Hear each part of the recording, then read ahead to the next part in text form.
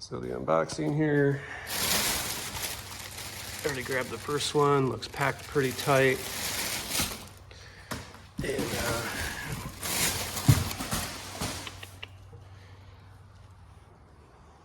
welds look good.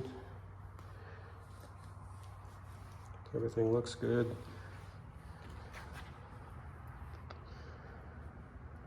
A little bit heavier than my R8 exhaust. Always nice having the fold down rear seats in the sedan, that's for sure.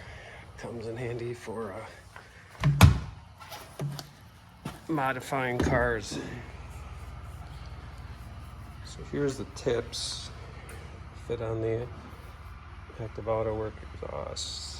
You see the stock tips are quite a bit smaller in diameter. You know, it actually looks okay. It's not like shiny. I was a little worried to be like shiny chrome looking.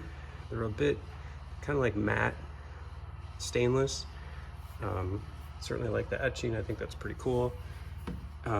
Diameter is bigger, and we'll get some shots of that after. And obviously there's 4 of them. So got the active stamping. Everything looks brand new. And get that going. So what have I had before? I've had quite a few. I've had Eisenman Sport, Eisenman Race, I've had the MPE. I think I've had one more, of course, stock. And so, so the Eisenman, I'll hit those first. You know, the Sport, you know, for the money in particular, I didn't feel like you really get a whole lot. It was louder in the cabin.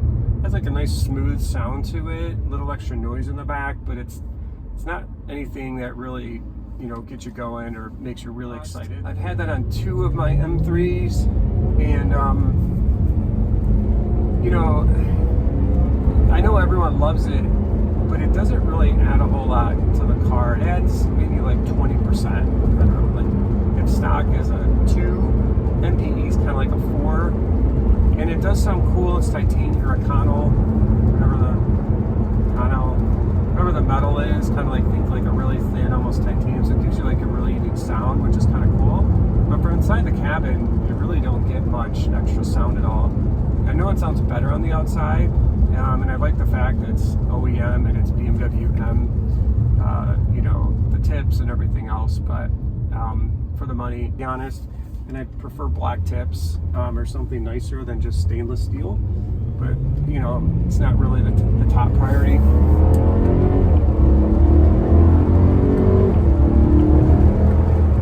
mean, you can hear the car sounds great, but, you know, there's almost no exhaust noise. So just as a reference or comparison.